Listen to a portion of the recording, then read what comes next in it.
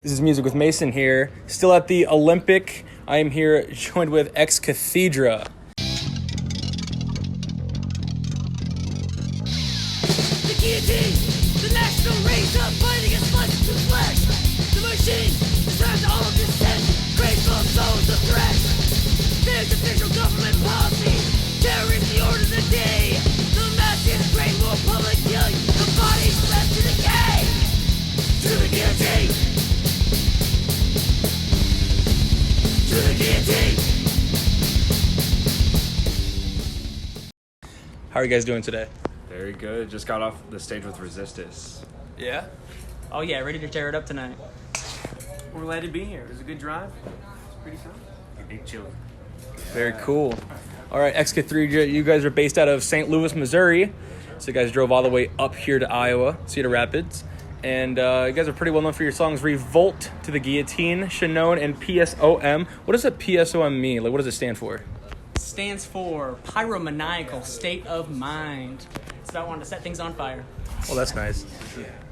Can you list a few bands that inspired you guys to become a band, just to be in this metal, thrash Oh, yeah. kind of song, band kind of thing? Yeah, Vector. We all like Vector a lot. We're big tech thrash guys here. Vector, Voivod as well. Aspid. Aspid. Yeah. Hexen, that's more. Yeah. And then all the classic thrash stuff, you know, Sodom, Megadeth, all the other stuff. Oh But yeah, Megadeth's good. Right on. And how did you land on the name Ex-Cathedra? I was in Washington D.C. and we were in the midst of forming a band. This was like freshman year of high school, maybe 5-6 years ago now. I was in Washington D.C. in the National Mall, and there was a sculpture. It was like a cube, and it was kind of funny looking. But it was called Ex-Cathedra, and I was like, that's kind of a cool band name. Yeah. So I put it in the group chat, and we liked it, and that we just stuck with it. So Cool Latin word. yeah. What does it mean? It means from the throne. It's used for like church stuff, but we just think it sounds cool mostly. That actually does sound pretty cool. So, you guys are currently going to be sharing, you guys already did, but Ill Omen Yeah. is already here as well. How many shows have you done with Ill Omen? This will be the 5th one, because we did one a while ago just in St. Louis when they were coming through with Frontal Assault in the mall, and then we just did the tour, which was just a 3-show tour. So this is number 5. Oh yeah. You guys are pretty close, Ill Omen, at all? Well, we are now after the tour. Yeah, I mean, after this, before we didn't know them so well, but now we know them all very well. Yeah. Yeah. There's a place I wanted to mention, something called the Platypus. Oh yeah. One of our favorite venues. What is the Platypus? Like, where is it? It's a place in Midtown St. Louis. It's in this little spot called the Grove. It's sort of a nice part of the city, as nice as you can get in St. Louis at least. But it's a really fun spot. You know, it's a little bar. It's got a stage and Really and good food. Yeah, food's good. Food's good and turnout's usually good. So we like playing there a lot. And plus it's named after a platypus. That's true. That sounds very fun. So, speaking of different places, you played your first show at a place called St. Peter's. Oh Yeah. yeah. It was a house show with this kind of white boy rapper. Yeah, it was mostly rappers. Yeah, there was like a pop punk band, some indie stuff. It was a real mixed bag, but I mean we pulled it off pretty well because it was coming out of COVID, so we had spent maybe 2 years just on our own practicing this stuff in my backyard or in my basement, depending on the levels of contagion in the air. But so we had so much time to practice and just learn new songs and write new songs. So by the time we actually got out there post COVID, everything was really tight. Right? Oh yeah. For sure. Another place I want to mention is called Red Flags. Yeah. Oh, yeah. We're what should we say about Red Flag? They're it's a really good venue that attracts a lot of really big bands. The issue is sometimes though when you're a smaller band, you have this whole warehouse with 20 people in it. Yeah. And it's like feels a little like off balance. I like the small places. This place works because there's so many people here. Right. It really fills it up. Yeah. For sure. I also want to mention something called the Midwest Metal Punks Agency. Yeah, that's Tay. She used to book some of our shows. Not so much anymore, but she helped us kind of get a start in St. Louis. Oh yeah. Right. A lot of our first shows were from her. And she still books great shows, so. Yeah, still good shows. I mean, she helped with this. For sure. Yeah. And so, also I want to mention, so all the shows that you played as, what is the furthest distance you've had to travel to play at a show? Madison, Wisconsin. Yeah, that was last week. That was our most recent show. Yeah. It was cool, heck of a drive, but it was worth it. It was fun. What was the venue called? It was a place called the Red Rooster. Up in Madison. Little bar and grill, but they got a stage and the sound was great. So. Yeah, Sound they was have great really sound. We played with this awesome band on Jim's shirt, Ego Death. Ego Death? Ego They're Death? Super underrated. Check them They out. rock. For sure. Now I'm going to move on to some personal questions for each of you guys. Starting off with Razor. How many patches are on your jacket currently? Oh, let me count. Ask him. 1, 2, you? 5, 6. I think he was asking Reese, bro. How much Oh, you I have? don't have my vest with me, but Right. man, I just added like 10 more. I have like They're 40 they're to on top of 50. each other. Right? I might be exaggerating a little on that, but like it's probably a very 40. full vest at this point. Are you also a fan of vinyls? Yes, I have a huge vinyl collection. You are in possession of an 85 Hollows Eve album? Yes, that was like a first pressing from 84, 85, whenever that came out. Yeah. It was expensive, but I'm all about rare vinyl. Are you also in a couple of different bands? You're with Resists, which is here tonight. Yeah, we just came off the stage. I'm in 4 different bands technically. You're in Anarchy and Fjordlands. Yeah, I like to.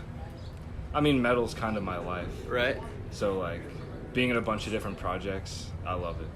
And also something that you visited recently, some place called Pantera's Pizza. Yeah, my favorite food in the world. Yeah. Our local radio station, KC95, they happen to be there, and by chance, I'm now the Pantera's guy. Right. I'm proud of it. Also, James. Which one is James? James, are you a traveler? Huh? Do you like to travel? I do actually. And you've been to places like Chicago, Boston, and Mexico? I have. I saw the Bean. Yeah. The Bean was great. It's big and so. Big and silver. Yeah, I went to Mexico. Yeah. Which was great. I got sick, but other than that, it was pretty awesome. Yeah. And were you also a bit of a saxophone player I was in high school, and then I. for a marching band? Yes. And that was pretty cool, but Yeah. I haven't played in a while because I don't like really enjoy it as much as guitar. You know. Mm-hmm. I can shred on guitar. Right. But like saxophone is just like. You gotta do it.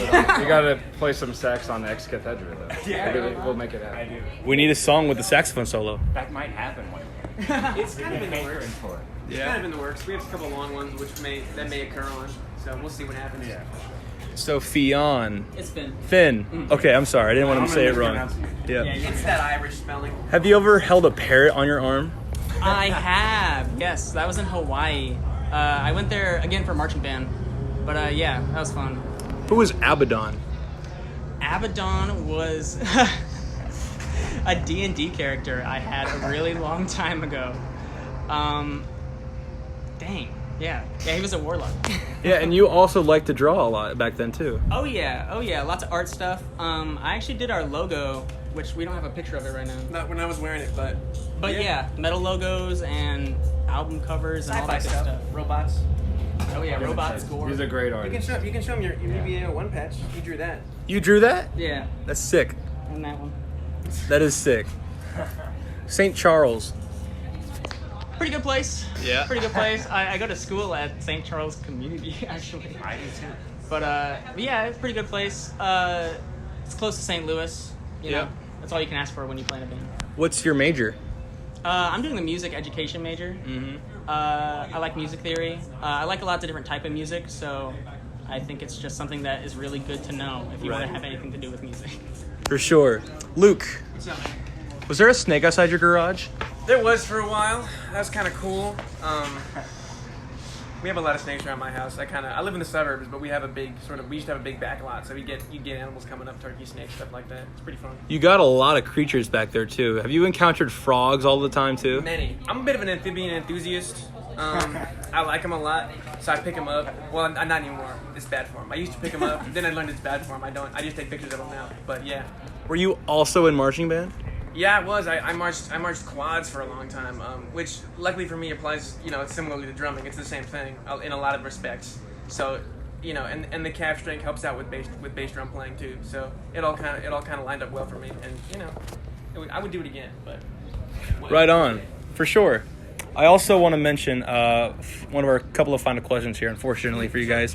So, where do you hope to see metal in 10 years from now? Man, more thrash, especially in the local scene. Like, big. You know, there's a lot of good bands around here. I mean, St. Louis, but man, I really wish there was some more thrash. Yeah. So I've like tried to take it upon myself to, you know, be in a few thrash projects, put more of it out there. I was actually really hoping Labyrinth would be here, but you know they couldn't make it, unfortunately. Yeah, real shame. I was actually gonna interview them, but they were unfortunately not here. But luckily we got you guys, so Yeah. there we go. Lots of thrash.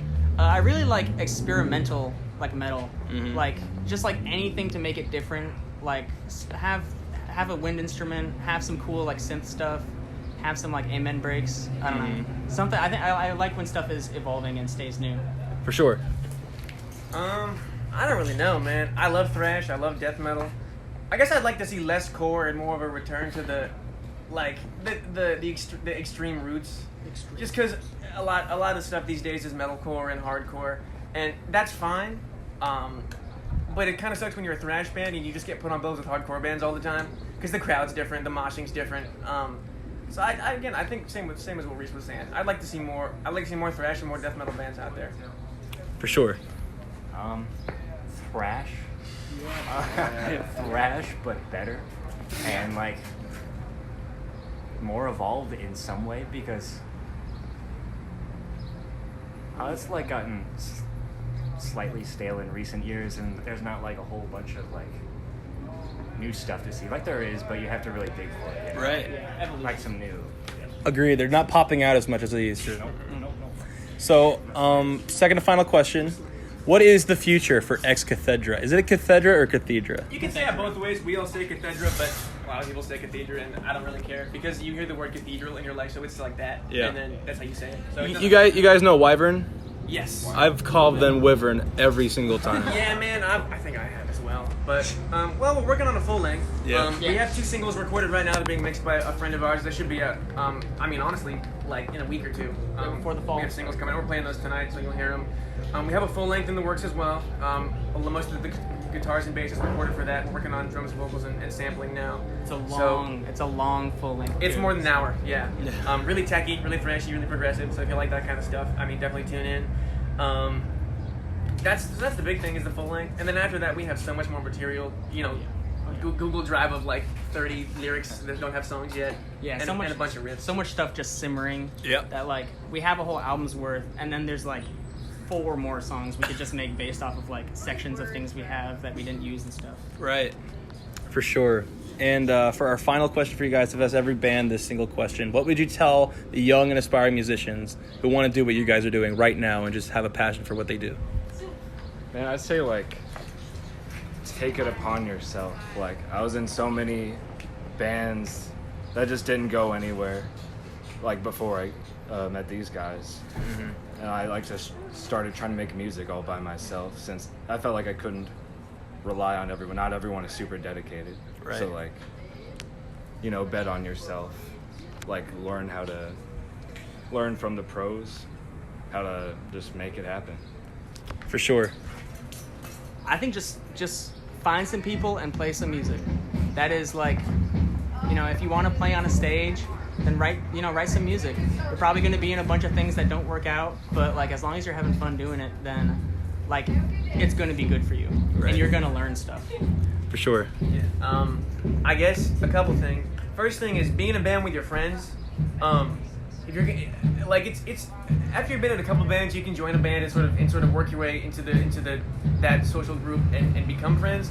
But if you're starting out, you haven't been in a lot of bands yet. Start a band with your friends, man. Even if none of you guys play instruments, start learning that. I mean, like that's fine. You can sound awful, but as long as you're all friends, you're gonna have fun, and that's really important. And then the other thing is practice. You know, like you won't be playing stages if you don't have the chops to do it. So, you know, learn about sound and audio, and practice, and you know, play with your friends. Those are the big things. I also want to mention, I don't know if it's picking it up, but there across the street from us is a bunch of drummers, or some set of drums just being banged on right now. I'm not entirely sure. Trying to show. Shout out to Crumb Horse across the street for interrupting this audio. But anyway, continuing on. I'd say just do what you love and just keep doing it. And if you're having fun, it'll work out. and just have fun. And if you love indie rock, then have fun doing indie rock. Or like rap. Or grindcore, I don't know. Yeah. Just have fun and love it. And you'll get somewhere, I guess. 100%. Well, thank you, Ex-Cathedra, for being with us today. We're so glad you guys were here to show up tonight. And you drove all the way up from Missouri to be here, so Yeah. huge thank you to you guys, and we hope to see you guys in the next interview.